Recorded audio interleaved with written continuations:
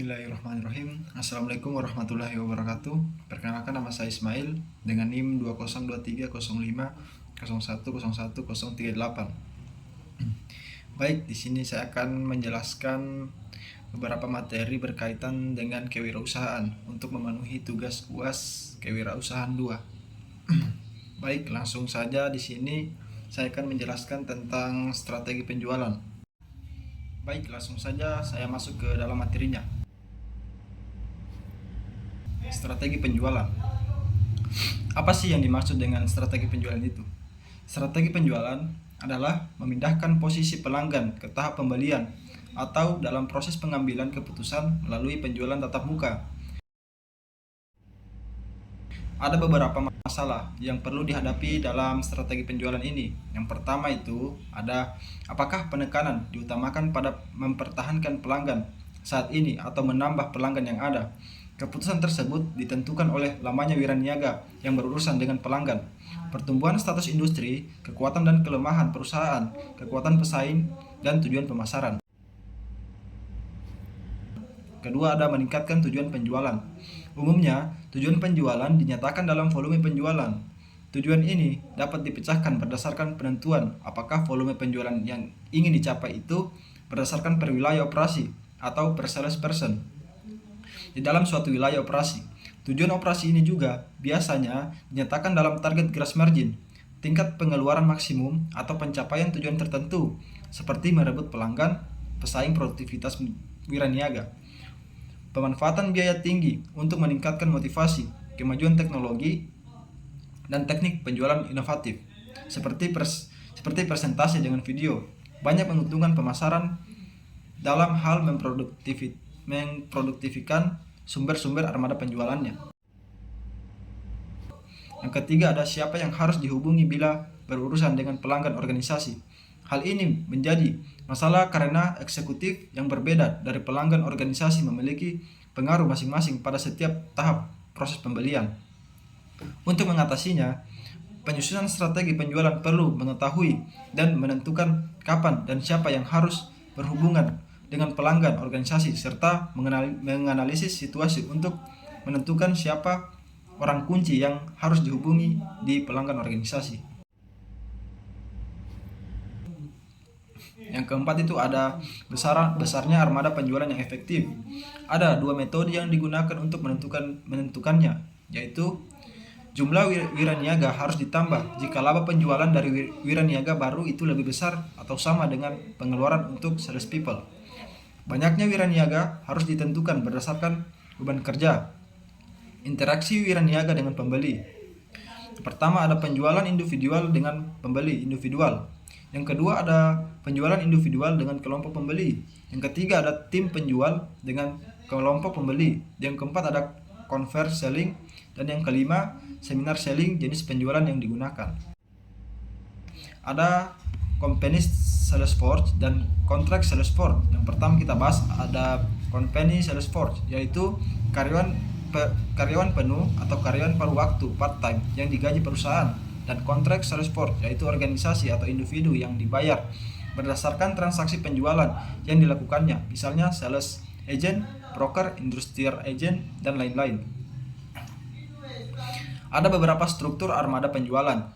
Yang pertama ada territorial struktur sales force, yaitu setiap wiraniaga yang ditugaskan di wilayah-wilayah tersendiri yang eksekutif dan menjual semua lini produk perusahaan. Yang kedua ada produk struktur sales force, yaitu setiap wiraniaga yang masing-masing membawahi satu lini produk di perusahaan. Yang ketiga ada market struktur sales force, yaitu setiap wiraniaga dispesialisasikan berdasarkan lini pelanggan atau industri. Dan yang keempat atau yang terakhir itu ada kompleks strukturat sales force, yaitu menggabungkan ketiga jenis struktur armada penjualan di atas. Baik, selanjutnya ada motivasi. Wiraniaga dapat dimotivasi dengan menggunakan penghargaan berbentuk finansial maupun non-finansial. Motivasi finansial berwujud kompensasi uang, sedangkan motivasi non-finansial biasanya dalam bentuk program evaluasi kerja. Selanjutnya ada kompensasi. Setiap orang bekerja dengan tujuan pokok untuk memperoleh penghasilan, sehingga motivasi utamanya ialah mencari cara untuk meningkatkan penghasilan yang diperoleh. Oleh karena itu, rencana kompensasi perusahaan yang baik cenderung bisa menjaga turnover wiraniaga tetap rendah dan meningkatkan produktivitas wiraniaga. Rencana kompensasi hendaknya sederhana, mudah difahami, fleksibel, bisa digunakan untuk pengendalian wiraniaga, memberi insentif serta adil secara ekonomis dan membangun moral wiraniaga. Rencana kompensasi juga tidak boleh sewenang-wenang, dalam artian mudah memberi hukuman bagi wiraniaga yang bersalah atau lebih rendah dari upah minimum yang ditetapkan pemerintah. Sebaliknya, rencana kompensasi harus menciptakan stabilitas dan mendukung pencapaian tujuan perusahaan. Ada beberapa metode kompensasi wiraniaga atau sales people, yaitu yang pertama ada strike sales people. Dalam metode ini, setiap sales people diberi gaji tetap secara reguler yang besarnya relatif sama antara sales people tanpa memperhatikan persentase yang dicapai. Ada beberapa keuntungan dari strike sales people ini. Yang pertama itu ada penghasilan sales people terjamin. Yang kedua ada loyalitas sales people yang tinggi. Selanjutnya ada pemindahan wilayah kota dan penugasan kembali penjualan dapat dilakukan dengan mudah. Selanjutnya menjamin dilaksanakannya aktivitas selain penjualan. Selanjutnya mempermudah administrasi. Ada juga beberapa kerugian dalam metode ini. Yang pertama itu tidak dapat menyeimbangkan bauruan penjualan karena penjualan akan memfokuskan perhatiannya pada produk yang paling disukai pelanggan. Selanjutnya, tidak memotivasi sales people.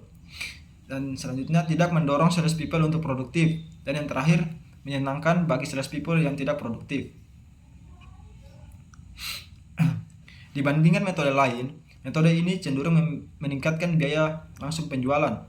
Tidak memuaskan sales people karena gaji yang diterima sales people baru sama besarnya dengan gaji sales people lama. Yang kedua ada metode strike communication plan. Strike commission plan. Dalam metode ini, kompensasi sales people didasarkan pada pencapaian hasil dan presentasi. Biasanya dinyatakan dalam presentasi tertentu dan penjualan yang berhasil dicapai. Keuntungan metode ini antara lain meliputi: pertama ada upah atau gaji disesuaikan atau dihubungkan dengan pencapaian hasil prestasi. Yang kedua ada mudah dipahami dan dihitung.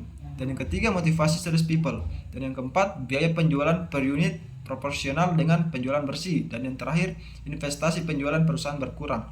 Di samping keuntungan-keuntungan di atas, metode ini juga mengandung kerugian sebagai berikut. Yang pertama ada lebih mengutamakan volume penjualan daripada laba. Yang kedua tidak menciptakan loyalitas. Yang ketiga bisa terjadi perbedaan pendapat sales people yang menyolok. Sales people terdorong untuk melakukan aktivitas penjualan saja. Yang keenam, sales people dapat mengeksploitasi wilayah untuk kepentingannya sendiri. Yang ketujuh ada aspek pelayaran dalam penjualan bisa terabaikan. Kedelapan ada menimbulkan masalah pada kebijakan penciutan wilayah atau rotasi daerah kerja. Yang kesembilan ada pembayaran gaji menjadi membengkak selama masa resensi. Dan yang kesepuluh, sales people jadi bekerja untuk dirinya bukan untuk perusahaan. Di samping itu mereka cenderung hanya membina hubungan jangka pendek saja dengan pembeli. Yang ke-11 itu ada sales people yang gajinya paling besar mungkin menolak jika dipromosikan di posisi manajerial atau penyelia. Dan yang terakhir ada turnover yang tinggi bisa terjadi apabila perusahaan tidak memenuhi janjinya. Yang ketiga ada metode combination plan atau penggabungan antara kedua plan di atas. Metode ini merupakan kombinasi dari strike salary plan dan strike commission plan. Keuntungan dan metode ini yang pertama ada menawarkan upah atau gaji plus komisi bagi sales people. Yang kedua ada memberikan rentang range atau penghasilan yang lebih besar. Yang ketiga ada menimbulkan rasa aman pada sales people. Dan yang keempat itu ada semua kegiatan sales people ada kompensasinya. Dan yang terakhir lebih memotivasi kerja sales people. Sedangkan kerugian dari metode ini yang pertama itu ada kompleks dan sulit dipahami. Apabila gaji dibayarkan sebenarnya kecil, maka presentasi bonusnya menjadi terlalu tinggi. Yang kedua ada mahal bagi administrasi. Yang ketiga ada memberikan rezeki nomplok bagi sales people baru. Dan yang terakhir itu cenderung memberikan terlalu banyak tujuan dalam sekali waktu sehingga tujuan yang paling penting jadi terlupakan, terabaikannya atau jadi bukan prioritas lagi. Evaluasi sales strategi. Evaluasi adalah pengukuran kontribusi seorang salespeople terhadap tujuan perusahaan. Dalam evaluasi ini, diperlukan standar-standar sebagai dasar penilaian. Standar yang digunakan dapat bersifat kuantitatif dan kualitatif. Yang ada dalam hal ini, standar kuantitatif bersifat lebih objektif, dan standar kuantitatif ada dua macam, yaitu ada bersifat input dan bersifat output. Faktor yang digunakan sebagai standar kuantitatif antara lain, yang pertama output yaitu berupa volume penjualan ditinjau dan jumlah barang yang terjual, jumlah pembeli, dan jumlah wilayah. Volume penjualan ditinjau dari presentasi pencapaian kuota dan potensi wilayah. Pesanan atau jumlah rata-rata nilai pesanan, banyaknya pesanan dibagi banyaknya kunjungan, dan tren penjualan dari waktu ke waktu. Rata-rata jumlah kunjungan per sales per hari, waktu rata-rata kunjungan per kontak, dan yang terakhir rata-rata pendapatan per kunjungan. Yang kedua itu ada input, yaitu berupa pengetahuan mengenal produk, kebijakan perusahaan, dan persaingan. Mengelola waktu sendiri untuk persiapan untuk kunjungan. Hubungan dengan pelanggan atau kepuasan pelanggan, kesehatan dan penampilan pribadi, faktor-faktor kepribadian dan sikap seperti kerjasama, kecerdikan, kemampuan analisis dengan logis, dan mengambil keputusan. Jika salespeople tidak memenuhi standar-standar tersebut, harus dicari sebab-sebabnya, dan setelah diketahui, harus dicari penyelesaian yang terbaik. Tindakan koreksi yang dapat diambil bisa berupa pelatihan, bantuan profesional, mutasi, atau bisa saja lebih buruk, yaitu dipecat.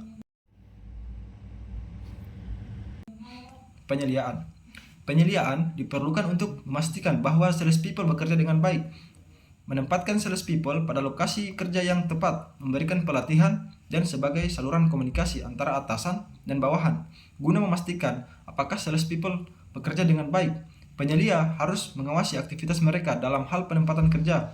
Sebagai orang yang posisinya lebih dekat dengan salespeople, penyelia lebih mampu menyesuaikan wilayah dengan salespeople yang dibutuhkan dan lebih tahu mana wilayah yang harus digarap dan mana yang tidak. Penyelia juga bertugas membimbing anak buahnya dalam bekerja dan menyampaikan instruksi dari atasan dan menyampaikan umpan balik dari salespeople, misalnya masalah, keluhan, atau harapan. Metode penyelia ini bisa dilakukan secara langsung dengan inspeksi mendadak, membuat sistem laporan kerja, rapat, atau koresponden. Selanjutnya saya akan membacakan kesimpulan dari materi saya. Strategi penjualan adalah rencana komprehensif yang dirancang untuk mencapai tujuan penjualan dengan menarik pelanggan, meningkatkan penjualan, dan membangun loyalitas pelanggan. Strategi ini melibatkan identifikasi target pasar, penentuan taktik pemasaran yang efektif, dan penggunaan berbagai alat untuk mencapai tujuan penjualan. Strategi penjualan yang baik tidak hanya berfokus pada penjualan satu kali, tetapi juga pada membangun hubungan jangka panjang dengan pelanggan untuk mendorong pembelian berulang. Berikut adalah beberapa poin penting terkait penjualan. Yang pertama itu pentingnya perencanaan. Strategi penjualan yang efektif dimulai dengan perencanaan yang matang. Perusahaan perlu mengidentifikasi target pasar, menganalisis pesaing,